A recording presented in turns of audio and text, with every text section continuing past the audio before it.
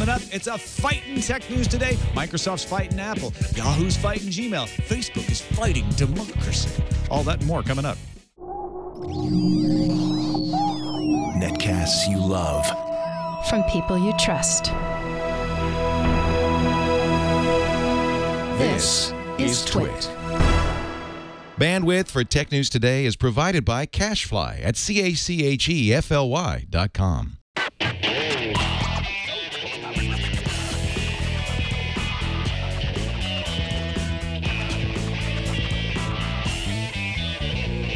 This is Tech News Today for Tuesday, December 11th, 2012. Tech News Today is brought to you by ShareFile. Enhance your workflow, send files of almost any size easily and securely with ShareFile by Citrix. Try ShareFile today. For a 30-day free trial, go to sharefile.com, click the radio microphone, and enter TNT.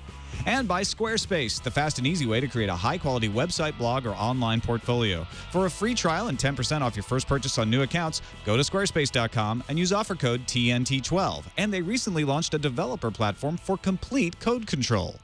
Welcome to Tech News Today. I'm Tom Merritt. I'm Iyaz Akhtar. And I'm Jason Howell. And this is the show where we keep you up to date on the most important stories in the tech world, starting each time with the top 10 stories of the day in the Pong News Fuse world. The Instagram Twitter war heated up as Twitter introduced a new feature allowing users to apply filters to photos. Twitter got 8 filters from Aviary, a photography editing company, and will add them to the official Twitter mobile apps for iOS and Android. Marissa Mayer proudly announced a revamp to Yahoo Mail on Yahoo's blog. Now, Yahoo's introduced new iPhone, Android, and Windows 8 mail apps. The web version of Yahoo Mail will get a refresh over the next few days. According to Yahoo Mail and Messenger GM Vivek Sharma, the new Yahoo Mail will save 36 million minutes every day for its users by tweaking the underlying performance. I have that many minutes in my day? All the users. Wow. Oh, not just me. Not just Tom Snow. Good news for lovers of wine and Facebook, also known as Sarah Lane. Facebook Gifts is now available for everyone in the United States just in time for the holidays. Facebook Gifts came out in September, but was not accessible by all users until now. Along with the universal rollout, Facebook also added a collection of wine to its gift options. I'm on Facebook, just saying. Wine isn't an emulator. The Next Web reports that Apple and Microsoft are currently locked in a squabble over SkyDrive. It boils down to this. Apple won't let Microsoft update its SkyDrive iOS app unless Microsoft agrees to pay 30% of the revenue its new SkyDrive app would generate. Microsoft sells extra storage for its SkyDrive service, but that is not in the current version of the iOS app. Ah, the year is truly drawing to a close, ladies and gentlemen. Get ready for all the year in review features, starting with the year on Twitter. Twitter unveiled its annual look back at things you remember happened already, like the U.S. presidential election and the Olympics, at 2012.twitter.com, but they also shared things you didn't know, like the most retweeted posts, and teamed up with Visify for a personal look at your account's 2012 in review. You guess something else is happening this year? Oh. It's all done in review. Adobe's updated its Creative Cloud Suite. That's its subscription-based version of Adobe Creative Suite. There are updates to Photoshop CS6 available only to Creative Cloud subscribers, like a convert to CSS exporter for Photoshop files and better 3D tools. Adobe also added a collaborative feature called Teams. So the lesson here is if you want cool stuff from Adobe first, you might want to be a subscriber. Intel announced Monday that its 22-nanometer system on a chip technology will be ready for high-volume manufacturing in 2013. This beats Qualcomm's current 28-nanometer chips in size. Performance, however, will dictate whether it furthers Intel's goal of expanding its presence in the mobile market. Jimmy Wales spoke at Vodafone's Mobile for Good Summit today and showed off his own personal phone. It was a 3G handset made by Huawei that he picked up from Kenya that now costs about $50. Wales said the smartphone adoption in Africa is happening faster than he realized. That adoption rate is putting that region on the Wikimedia Foundation's radar. It had previously been focusing on emerging markets like India, but it was Wales' budget Android phone that he says woke his mind up to take another look at Africa. My mind finally woke up. It's been sleeping in. The votes are in, and 88% opposed Facebook's change to site governance, which would, among other things, eliminate votes on changes in site governance. And so, honoring the process, Facebook will likely eliminate voting on changes to site governance. Why? Well, only 668,500 of the site's users voted. Facebook required 30% of its users, which would be 300 million votes, to be cast in order to make the vote binding. Google's continuing to streamline its Motorola Mobility division. This time it's announced a deal where Google will sell off Motorola Mobility's Chinese and Brazilian manufacturing operations to Flextronics. The deal also includes an agreement whereby Flextronics would manufacture Android and other mobile devices for Google. This episode of Tech News Today brought to you by Citrix and Sharefile.com. We're all familiar with the frustrations of trying to send a big file over email and then it bounces back because they're like, that's too big, we can't take that. You're trying to send a confidential file and you're like, I don't just want to attach it in an email. I mean, that doesn't seem safe. And I just don't want to throw it anywhere on the internet where anybody can get it. Or maybe you just need a document when you're out of the office and you know you sent it to somebody, but now it's there and you don't have access to it. Well, the answer to all these problems is Sharefile by Citrix. It's the best way to send, share, and receive files of almost any size because it was designed for business. This is for business users, mind you. With Sharefile, every file stays under your control. That way you know it's secure. You know who has access to it. You know who accessed it, and you can even limit how long they have access to it, see who opens those files, when they open them, and it allows you to access the files from any computer or mobile device, no matter what industry you're in. Sharefile can be customized for your company's specific needs. We rely on Sharefile every day. It's an essential tool for what we do because you got confidential stuff. I'm in the process of moving. There's all kinds of documents need to be moved around. I don't want to just throw them up anywhere on the internet. If you got legal contracts, you got a lot of financial information, you need a safe place to share that stuff. So try Sharefile today. Sign up with my special offer, a full 30-day free trial. Go to sharefile.com, click on the radio microphone, and enter TNT. Remember, visit sharefile.com and type in TNT. We thank Citrix and Sharefile for their support of Tech News Today. Joining us now to discuss the news of the day, Mr. Loyd Case, senior editor at PCWorld.com. Good to have you back on the show, Loyd. Good to be here. Thanks for joining us. I know you're busy getting things together like everybody else to go off on a holiday, so I'm glad we were able to get some of your time. Yes, it's been pretty intense, but things are starting to ramp down finally. Well, let's start off by talking about this new Yahoo Mail. I am actually one of the Yahoo Mail users. I know people are like, nobody uses Yahoo Mail, but I still have a Yahoo account that I actually use for stuff. What did they change? I haven't seen it yet. I haven't got it. Yeah, so far the web version of Yahoo Mail has not rolled out. It's going to be available in the next couple of days. But on the Yahoo blog, Marissa Meyer, at least it's credited to her, is announcing the brand new Yahoo Mail. It's supposed to be fast, easy, available, you know, all that PR stuff. But the app's available now. Windows 8 Store, iPhone, iPod Touch, no iPad app, and Android versions are out. And the difference is it's supposed to be faster. It's designed with speed in mind. Like when you're using the iOS app, you can swipe a message. It gives you a bunch of options like report a spam or reply. So lots of different faster ways to use it. Wait, you mean those work? Because I can do both those things right now. So you're just saying that they're easier? They're easier. It's actually a lot snappier than I've seen before. On top of that, the iOS app has push notifications, so you can actually see as you're getting messages. I'm not sure if that was in the previous edition. The Android version apparently completely rewritten from the ground up. It's supposed to reduce battery drain from 20 to 40%. It's the first major redesign for Meyer's Yahoo. Loyd, what do you think of the simultaneous rollout of applications? Because it's welcoming in all these other platforms. I think they need to do that. I mean, if you're going to roll out something that major, if you don't roll it out across all the major platforms, people, you'll get complaints from the users of those particular platforms. Like Tom, I'm a Yahoo Mail user for sort of a lot of my personal email. And it's the only question I have is how many revisions of Yahoo Mail have we gone through so far? I mean, will this be, the real one? But I'm looking forward to it. You know, we got about a year ago, we got that big update to Yahoo Mail. And I remember they took forever to tease it and then let you in to try it if you wanted to and switch back and forth. And then finally when it rolled out, it was a big improvement because Yahoo Mail had just kind of langured with minor tweaks, but it was still like very, very HTML4. You had to reload a lot of things, and now it's more dynamic. I have not been sitting here complaining about the Yahoo Mail interface since it launched a year ago. So this sort of like ambush of like, haha, it's now better and it's more Gmail-like. I'm a little skeptical. I'm talking about the web-based interface. I think they've made a lot of progress on the app. I'm not one who really uses apps for email all that often, although I have to say the new Gmail app has come in handy a few times because I need to search for old mail. Right. So I guess I could see that with Yahoo. Now, one of the changes in Yahoo Mail is the fact that when you open up Mail, it takes you to your inbox first. Because normally it would just show you the What's New page. That's up front. That was the default anyway. And you could hit Compose Message or see the news of the day.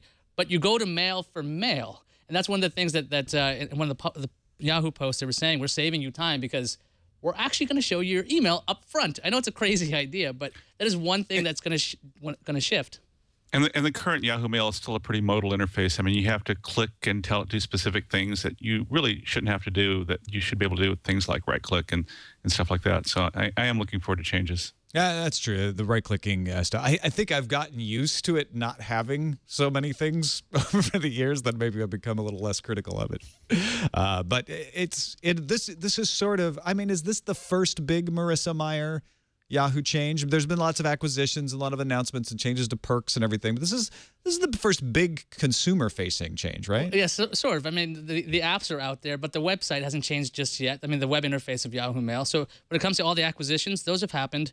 But this is like the first major property for Mayer to change. So this was rumored around for a long time. And which is kind of nuts. When you go to the blog post for Yahoo, you want to click that image for a larger image to see what the mail will look like. It doesn't get any bigger. It's this tiny image. It's one of those like cardinal sins of HTML. Like when I tried to do it for the show just now, and it didn't work. When you link to the image, it's just the same image, so you don't get to see a more detailed look.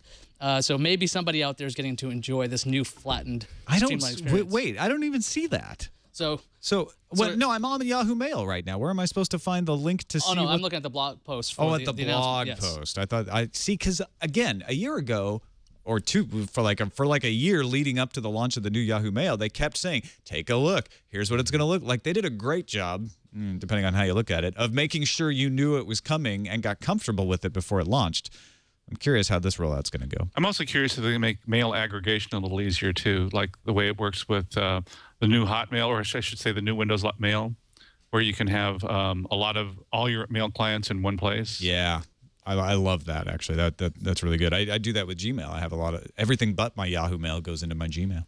Right. Fortune's Miguel Heft interviewed Larry Page for a cover story, a wide-ranging interview that I recommend if you've got the time to go take a look at. Here's some of the quotes I pulled out of this. I'm going to ask you guys what impression this gives you of Larry Page. He has not done a lot of interviews. So this is one of the first times, not the very first time, but one of the first times he's really talked about his vision. A lot of people are dismissing it as just a bunch of corporate puffery, but I think there's something in here that's interesting. He said the internet was made in universities and it was designed to interoperate. The big quote that everybody's paying attention to is, I think it would be nice if everybody would get along better and the users didn't suffer as a result of other people's activities. Now, granted, this is much different than Steve Jobs saying we're going to go nuclear on them, right? I mean, but it also doesn't mean anything. It could be just him trying to make himself have a nice guy image. He goes on to say, we want to do things that will motivate the most amazing people in the world to want to work on them. In other words, not just the consumers, but the people that work at Google. Our job is to think of the thing you haven't thought of yet that you really need. If you look at a product and you say the day it launched it's not doing what I think it should do, we say, well, yeah, it just launched today. I think for us, our strength comes from working with everybody, but we also need to make sure we're serving our end users with a really great experience and that we provide that detailed information to people. Sometimes those things will be complicated. So all of this is building up a picture of Larry Page's mindset to me. And these are the key quotes here. What I'm trying to do is to get a technology company that continues to scale its impact and aspirations in its everyday. We're at a certain scale now, but I don't see any particular reason why we shouldn't be much bigger, more impactful than we are now. Part of what I'm trying to do is take Google as a case study and really scale our ambition such that we are able to cause more positive change in the world and more technological change. I have a deep feeling that we are not even close to where we should be. So reading through this entire interview, and I just pulled out selected quotes here, I feel like Page came off in these excerpts as someone who doesn't want to get distracted by what the competition is doing. He said that over and over. We don't look at what the competition is doing. We look at what we're doing. And he wants to super serve the user, even with things the user doesn't know they want. And there's a little Jobsian there of saying, like, we're going to focus on what people use it for, and we will try to anticipate what they want, not just ask them what they want. Well, that doesn't mean yeah, go ahead, Loyd. You know, it really sounds like also is the really old school Hewlett-Packard from way back in the day before even I worked there, when, you know, Hewlett and Packard would walk around and say things like, okay, so what's the guy on the next bench really want? And they would sort of iterate and improve the stuff that they really want to do. The pocket calculator came back about because Hewlett wanted one for himself, not necessarily because he thought it'd be a great thing for other customers. And so this sounds a little bit like that kind of talk as well. Yeah, that's the way I was looking at it too, Loyd. When Paige and Bryn were doing Google or starting it up, it's like they wanted something that they wanted to use because the things out there weren't good enough as far as they were concerned. And when you start thinking about yourself as the actual client, it changes the way you worry about things. Instead of going focus group, focus group, focus group, and you end up with this like compromised product. I think Paige is aware that at the top, he can make the company as nimble as he wants it. Even though they're gigantic, they can still do moves and things that impact everybody because whether they wanted to or not, they're like the default search engine for like the world, effectively. They're indexing all this information. Now they have a real chance to decide how people get to use that and what they get to see. Now, one thing we didn't hear him talk about at all is the, do no evil thing. He talked more about helping the world, making an impact on the world. There was a little bit of arrogance here, especially when they asked him about competition, to say like, we love to work with people, but we don't really pay attention to what they're doing. We pay attention to what we're doing. Do you buy that, Loyd? I think it's a really good attitude when you're on top, but that also lends you to a certain myopia, so that when somebody does something really cool, you may be completely blindsided by it. So that's the danger of thinking like that. I do think that you do. I think Larry Page is really honestly trying to give you a slice of his brain here, and there's something to be learned from it. I think it's easy to dismiss all of these individual statements as like, well, of course he wants to say that. It sounds good.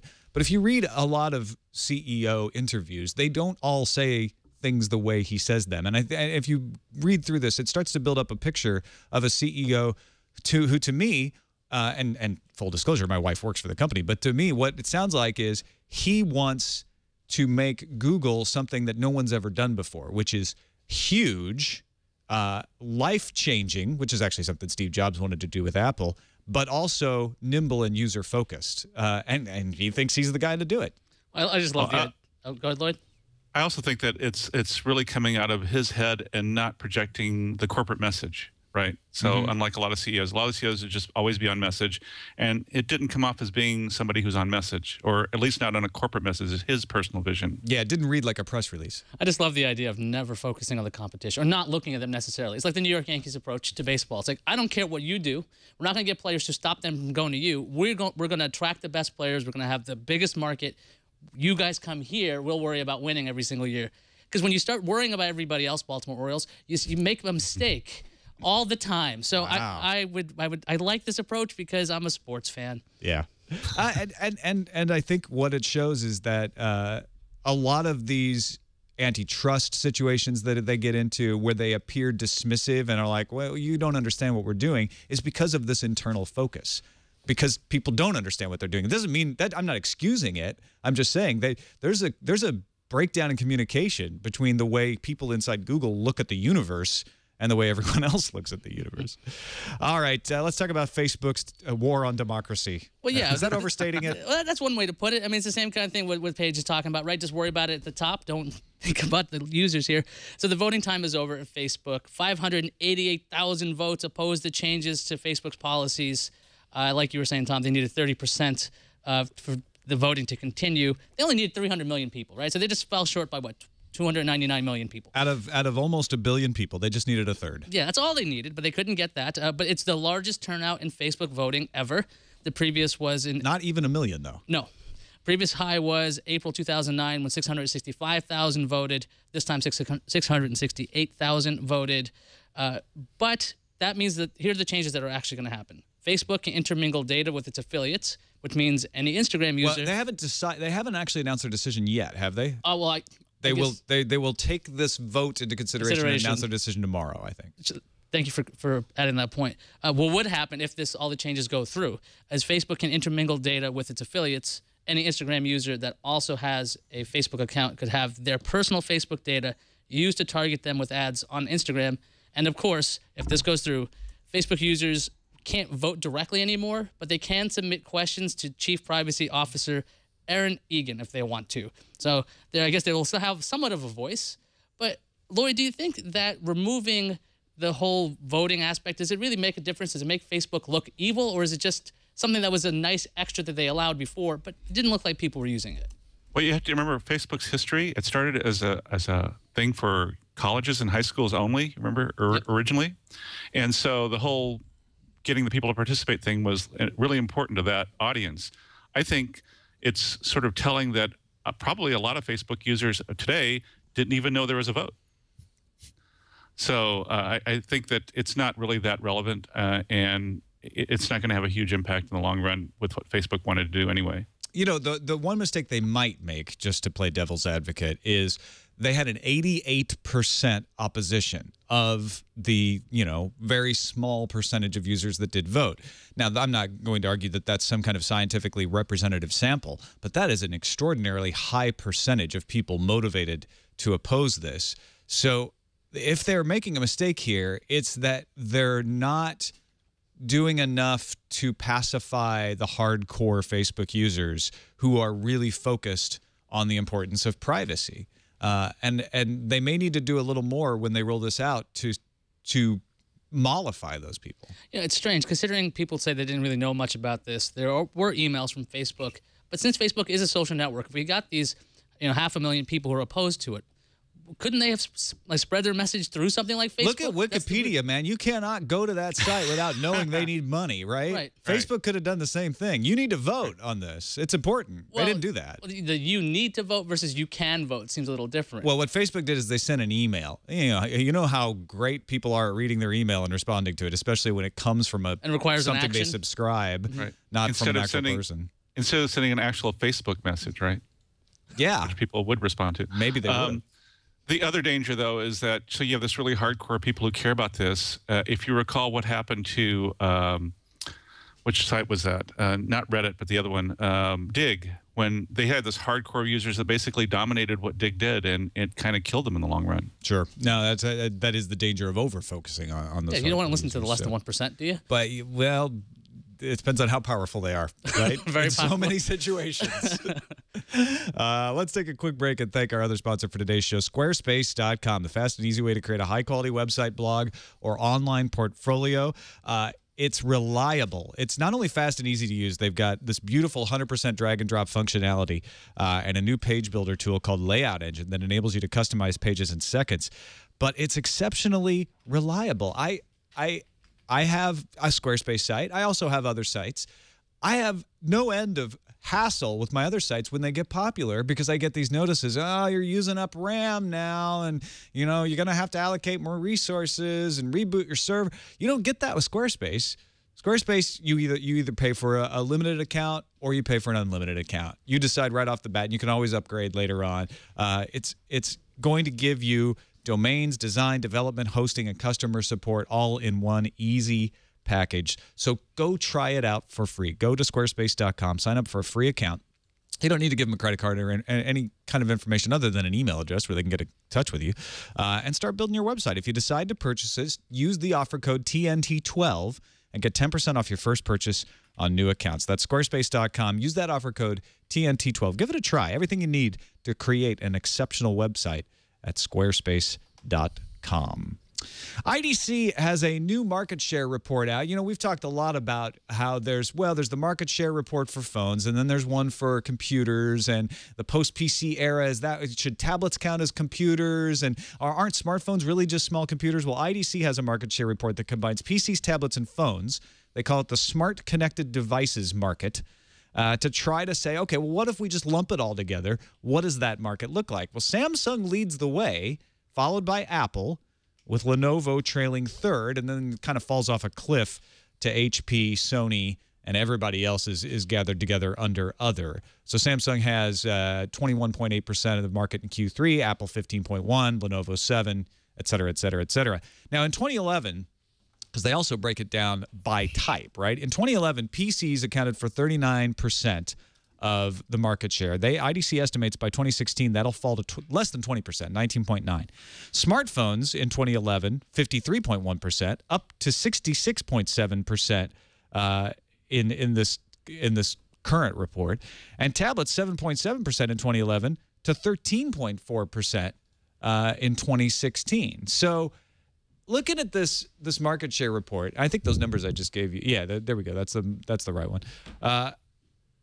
Loyd, is this a valuable way of looking at the market, or the fact that 2/3 of this is smartphones just kind of wash it all out? I think it's an interesting way to look at it, but I think I have a couple of problems with this. First of all, smartphones. A a large majority, I don't know if it's majority, a large number of people buy cheap Android phones and use them as phones. So is that a smartphone that's connected to the internet if it's never used as an internet device? I can't answer that question. I don't know if that qualifies, and how do you separate that out if it doesn't? The other thing is the tablet market's getting very blurry. So if I have this Windows 8 Clover Trail thing, is that a tablet or is that a laptop? You know, there are all these little hybrid devices now. So I think that where you draw the line is also going to affect the numbers to some extent.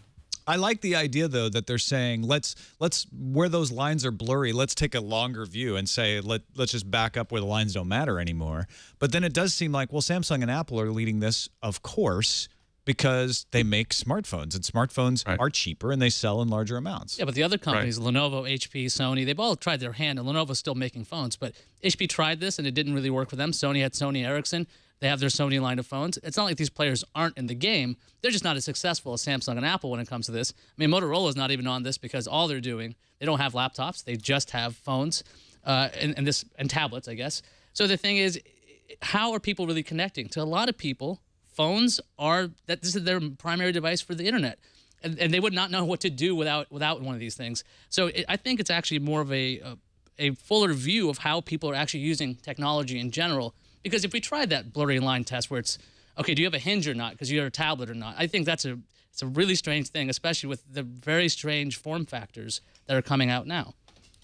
And the other issue is that I have with this is that notice the game consoles are missing from this picture. There are a lot of Xbox 360s and PS3s that are connected to the internet that are used for internet services, not necessarily play games. And they're smart, connected devices, right? Right. Where do you draw the line? Fridges that have internet connectivity? Yeah. Where's the line, Tom? Well, exactly. Where's the line? Because if Valve comes out with a Steam box platform, whether it's the one that Valve makes or not, and you put that in your home theater, that's going to count as a PC under this, right? Because it's either going to run Linux or Windows. But why does that count and the Xbox doesn't? That's a great point. Now, yeah, the refrigerator example is pertinent because it's like, well, let's hold on.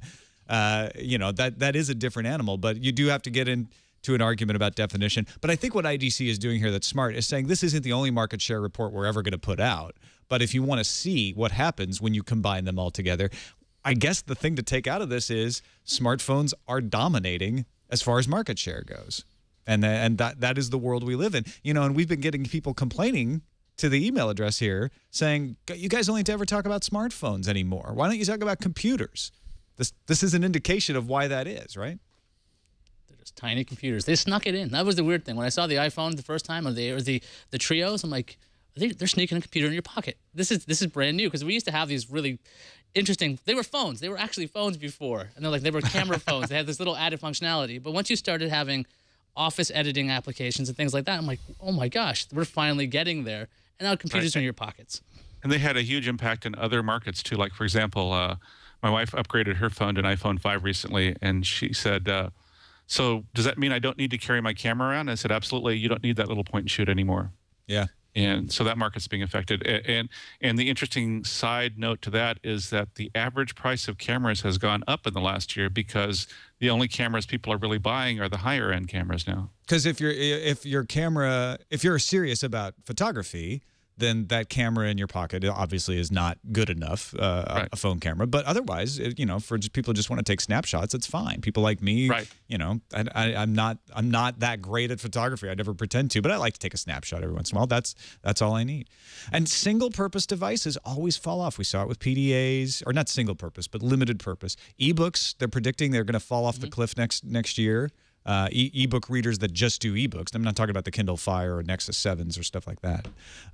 So it may be that PCs are starting to fall into that area of like, well, they don't do as much. They can't go places. They can't make calls. Well, they can make calls, but they're not cell phones. Well, I'm going to argue that ebook readers are slightly different because a couple of things. First of all, the tremendously long battery life affects a lot of users, and there are quite a few users. It's interesting. One breakdown I saw of Kindle users, for example, is that a large percentage of them are middle-aged women who don't necessarily use computers and other very, very often. So it's kind of a different animal in some respects. Yeah, I'm not saying it's going to die, but they are predicting that the sales of them will decline as people start to use other things for e-readers.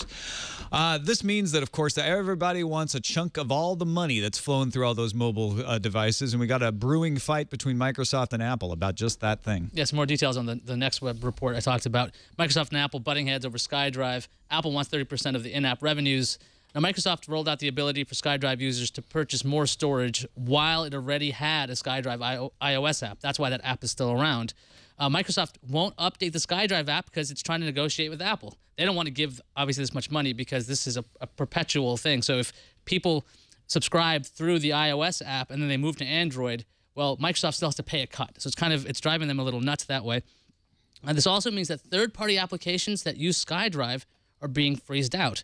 The Cloud Music for SkyDrive app, which uses Live Connect's SDK, was rejected by Apple's review team, saying that the login interface must be native and not a link or a web view, because it would take you out of that application to a website which allowed you to sign up for SkyDrive. So there's this big squabble going on. Assuming all of this is true, who should bend? Should Apple bend to Microsoft here so they have great Microsoft SkyDrive applications, or should Microsoft try to get on iOS? Where do you think this should go, Loyd? Well, I think one of the interesting aspects, for example, of the Microsoft Store is that Microsoft allows third-party payment, which Apple doesn't right now, right? So I think that Apple or Microsoft is probably trying to convince Apple that they should adopt that model because, of course, it would benefit Microsoft. I think it would benefit the ecosystem as a whole. I think Apple's kind of getting the rap as being kind of the bad guy here, not just in this case, but a lot of developers are looking at it and realizing that Apple is closing their ecosystem tighter and tighter, and what is that going to mean in the long run? And this is what Larry Page was talking about when he's talking about we used to all work together on the internet, and now we're building these silos. Apple is being really pedantic about this sort of thing. Oh, well, you can go from your app to the web, and on the web, you're asking people for money, so we need a cut of that? That's just ridiculous. And what they're doing, this policy that Apple puts in place, actually reduces the usability of my iPhone and my iPad. If I'm in the Audible app and I have to go launch Safari to go buy an Audible book because Apple wants to take 30% of every one of those, that's just ridiculous. Apple needs to modify this to be more reasonable. It just doesn't make sense. I understand that they don't want people getting around the rule and doing sneaky ways to do in-app payments, but that's not what's going on here. This is an entirely different thing. It's not an in-app payment. And in the same report, they said that Microsoft offered to remove all subscription options from its application, leaving it a non-revenue generating experience. And Apple said, no, that's not going to work for us either. So Apple wants a cut of this. So either Apple thinks that it's going to make them a lot of money, or they're just really being jerks about this like they were with Amazon. They did not allow the Kindle app to have a link out. Same thing, It's right. just, like you're saying, Tom, it does mess up your experience because you get unlimited functionality because Apple wants a cut. Why can't I just use this application the way I want? And I don't think they're being jerks. I actually think that they have a right to say, if you've got an app and you're gonna charge people for stuff, you know, we want to run it so that all of your in-app purchases go through us, and if we're going to provide that payment system, then we're going to take 30% of that. But that's not what's going on in these cases like the Kindle and like the SkyDrive. They're not doing that game where you're buying $100 so you can get some stuff in the game and then trying to find a sneaky way around that. You know, this would also explain all those rumors of Microsoft Office coming to iOS and iPads and why it's being held up. Yeah, because for sure. it's got tons of SkyDrive integration. If this is one of these points that has been fighting back and forth, Microsoft's probably just holding on, saying, look, we can give you Office if you stop this ridiculous kind of negotiation. Yeah, if any upgrade that I buy to Office, or if I have one of those Office subscriptions that they have now, suddenly Apple has to take 30% of it, forget it. No, Microsoft's not going to do that. Well, let's finish up our discussion section with a look at 2012. Yes, it's not over yet. And yes, my Visify link only goes back to July, but 2012.twitter.com allows you to look back at all of the golden tweets. Did you know the golden tweets are the two most popular retweeted posts? One is the victory post from President Barack Obama after he won the election. It's the famous picture of him hugging Michelle from earlier in the day. And then the number two was actually a very touching post from Justin Bieber that I wasn't aware of. A 6-year-old girl who was suffering from brain cancer died, and it kind of tears me up to even talk about it. R.I.P. Avalana. I love you. Retweeted 220,000 times, favorited 100,000 times. Then you go down and it's, you know, curse words. Don't, because it's somebody saying F at NFL, find me. And then we get into Team GB from the Olympics, and it is an interesting slice. When I first looked at this, I got all like, oh yeah, so the Olympics happened. I remember. You don't need to tell me. But there's some cool stuff in here. Loyd, do you like this kind of year-end review stuff? Well, I sort of like go through this exercise every year, either internally or sometimes write articles about it. So it's kind of fun to look at. It's interesting to look at it from the Twitter perspective, though, because it's all these short, pithy comments. So it's easy to do, right? Mm-hmm. Especially with tools like Visify, so you can go back. And what was it? Your comment about Twitter is going to actually make this available too? They're going to show their end of the year roundup stuff. This is the Twitter one. 2012, oh, okay. 2012.twitter.com. Yeah. Right. So that's fun to look at. But I think there's a lot more that happened that wasn't necessarily on Twitter. That's important in the world of tech. But yeah, it's one perspective on it. That's for sure. I think it is cool that they partnered up with Visify, VIZIFY.com. You put in your username, and they'll give you your golden tweet, the one that was retweeted the most times that you posted, and your golden follower, and what are the things you tend to tweet the most often. My golden tweet was a man just jumped out of space and landed on his feet from the space jump. That didn't happen. It totally happened on October 14th. But what's funny is that even though Twitter partnered with Visify, and Twitter in its blog post about this promoted Visify, Visify says, Twitter only lets us analyze your last 3,200 tweets, so we can only go back to July 2012. So Twitter isn't letting Visify use its full API. Not much of a partnership there. I'm just looking at this, and there's something Loyd said sparked something in my head. When it comes to, this isn't just necessarily the stuff that happened in tech. Twitter wants to position this as this is the way the world was during the year because everybody uses Twitter. It just seems like this big PR thing of, hey, next year our partners will include Disney and this other company, like these monstrously large conglomerates, because that's been the shift for Twitter. It used to be this kind of echo chamber of people talking. Now it's become a bit more corporate. There's a lot more companies are taking it seriously, obviously, as a delivery mechanism. So if Twitter can go, hey, look, this is how people saw the world through Twitter, join us up next year in 2013 because we want to do more. Yeah, if you look at their new voices section, that's where what you're talking about comes through very clearly. They're highlighting people who joined Twitter. Now, these are not you and me. These are not regular people. These are Matt Lauer, Steve Carell, Betty White, Patrick Stewart, right? These are famous people or influential people. Jeremy Clarkson just joined. I had no idea. Now I can follow all of them. Ringo Starr. How many of these do you follow? I follow 4, 3, 2. Two? Oh, does it actually say following if you're following them? Yeah, the follow button grays out. Oh, then I have if you're following none of these people. Yeah. All right, let's move on to the randomizer. Randomizer. I love a good invisibility story, believe me. And from our subreddit, technewstoday.reddit.com, Mail Online reports that the camouflage fabric that can make soldiers invisible is coming, and a company claims it has Pentagon backing for the material. Bends the light around its wearers. We've been following this story since Buzz Out Loud days of light bending around you to make you invisible. And the U.S. military is apparently backing quantum stealth camouflage material so that it can wrap up a soldier in it. And it's the Harry Potter invisibility cloak. I love the caption of the picture. Awesome. It says the future of camouflage. It's a mock-up. These photos are to show the media the concept, adding that for security issues, it cannot show the technology in action. This is a great idea. So, like, you can't ever show your product because it makes you invisible in the first place. But we'll kind of come up with something like a lady in a blanket underneath. Maybe it kind of looks like this is how it works. The thing is, this has been the concept for years and years and years, right? They're not showing me anything I haven't seen before. I want to see the thing in action. Security issues, my foot. They haven't got it working. That's why they can't do that. Just saying. Let me see it in action. Picture, like real pics, not photoshopped pics. But if it works, you won't see it. Pics of the thing I can't actually see. You could have, if it works like that, you put the blanket over somebody's head, and then you see their head. It would work exactly. If it worked, that picture would show it working. We're going to need like a thermal imaging camera with the other camera and all these other views. Maybe. Make sure it works. All right. It's Iyaz's turn to do the calendar in Sarah's absence. What's on the calendar, Iyaz? I'm going to take a look at the calendar. In 1972, Apollo 17 became the 6th and last Apollo mission to land on the moon. That's a long time ago. Tomorrow, December 12th, is the day the Pope will start tweeting, if you want to start following him, okay. It's true, though. I'm not making this up.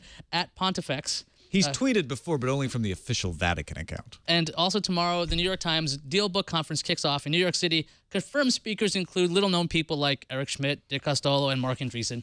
So they just landed up some just random people. Mark Andreessen, did he go to the moon or did he invent mosaic? Something, I think moon mosaic. Like mosaic. Yeah. Well, let's see what's incoming. Incoming message.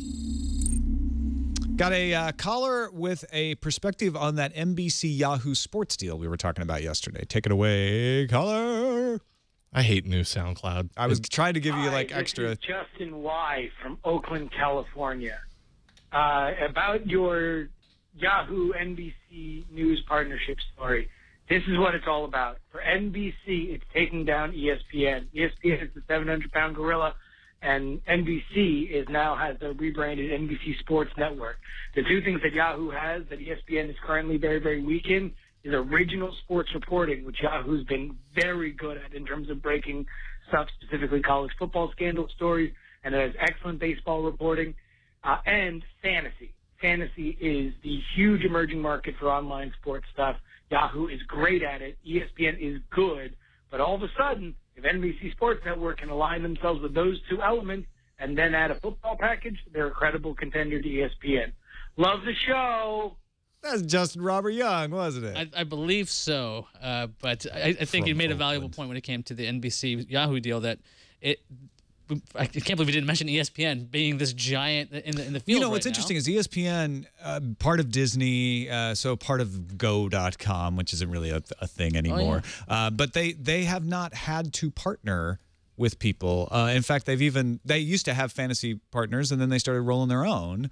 In fact, didn't they used to partner with Yahoo for fantasy stuff? Which place? Like ESPN, yeah. I thought they worked with CBS Sportsline. I might be mixing them up. They might have been working with Commissioner.com back in the day. But anyway, ESPN has become a juggernaut on the web. That's an incredible point. And yeah, what Yahoo's getting here is some of those Yahoo Sports writers. This is a match made in heaven in a way because the weaknesses of one are covered by the other. Thanks for calling, Justin in Oakland. Let's move on to some emails. We got an email from George, AT&T crew. I was listening to episode 645 where you guys were talking about images on contact lenses. I've got a few ideas of possible uses for this.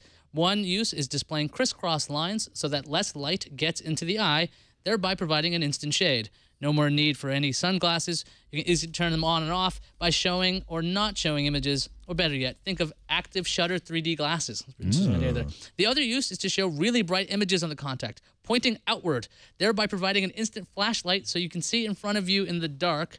Of course, this would require too much electricity and probably burn a hole in your eye. So much for good ideas. Love the show. Did you see this, Loyd? The contact lenses. It's got an LCD screen on the contact lens, so it can actually display an image, and you can see it looking at the person. But they haven't figured out how to focus the image into your eye. That's kind of the next step for them. So we were trying to figure out, like, okay, what other things besides cosmetic can it be used for? I like the sunglasses idea. The 3D glasses thing. I want to put glasses over my glasses. Yeah, it could do all kinds of things like that. Finally, Joe from Omaha, Nebraska wanted to add to our discussion about the state of fiber being rolled out. He says in Omaha, CenturyLink is in process of doing a fiber to the home project. They're adding to an existing fiber project that US West put fiber to the PED, meaning to the sidewalk, about 15 years ago. It is said that when turned on, it will have low-end speeds of 40 megabits per second and top out at over 100 megabits per second. So it's not the fastest that I've ever heard of, but capability is probably higher than that. Joe says, I found it interesting when it was said that no one could make this work when it was going on in my backyard. It is my hope that Google's fiber project has made all the telcos rethink their stances on high-speed internet, as in something faster than 7 to 27 megabits per second. You know, there are a lot of little projects like this going on all over the place, and that's the problem. There's a lot of little projects. If we had enough little projects, then maybe that would make the difference. And there's a fair amount of fiber that was laid back in the day when those companies went bankrupt after the dot-com crisis, if you remember. And so there's actually unused fiber in a lot of places that people may not even realize is there that they could dig up and use. and connect to. It's kind of you know, Joe actually had in a longer they had a longer email than the part we read, and he mentioned that you used to have to put in a conduit when you laid your own fiber for someone else to use, and then with deregulation, the companies said there was a federal court case that said if you lay that second conduit, you have to open it up for other people to use. So they stopped doing it. Right. So there's all kinds of complications in the way this has been done. It has been mismanaged, and it just it's done everything except get consumers what they want, which is we have the technology to deliver 300 megabits per second to your home. And we've had it for a decade now, and we can't seem to figure out how to make it work. And one of the complaints that Verizon stated was that their shareholders didn't like what was going on. Maybe you need a small company like an Omaha CenturyLink, something like this, that they are only focused on this and not worried about wireless, mobile, any of this other stuff. Maybe this is the kind of way to go. Well, but then you have the Time Warners of the world going around in North Carolina stopping municipalities who put it together and say we'd like to roll out fiber. Right? There's great examples in Tennessee of communities who funded fiber rollout and then opened it up to competition, and they've got amazing internet. But then that gets clamped down on. They're like, that's anti-competition. Well, what competition seems to have gotten us so far is nothing. Which is because it's not actually competition. Right. So democracy failed. Facebook's got it on the nose. Facebook's got it right. All right. That's it for this episode of Tech News Today. If you'd like to submit a story for consideration on the show, go to technewstoday.reddit.com and do it.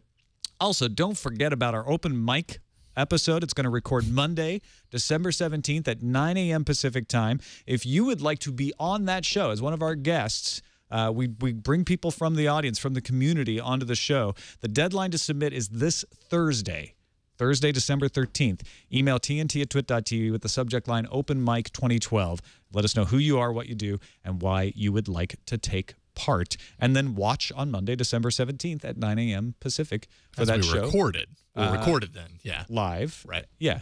Watch it live. Okay. While we're doing it at 9 a.m. That's why I gave the time. And then it will, of course, be available on demand in that holiday break week.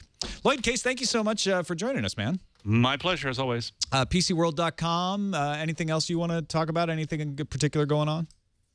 Nope. Well, you know, CES is coming up, and we'll have a lot of coverage from there, and I'll be there wandering around talking to PC people, the few that are left.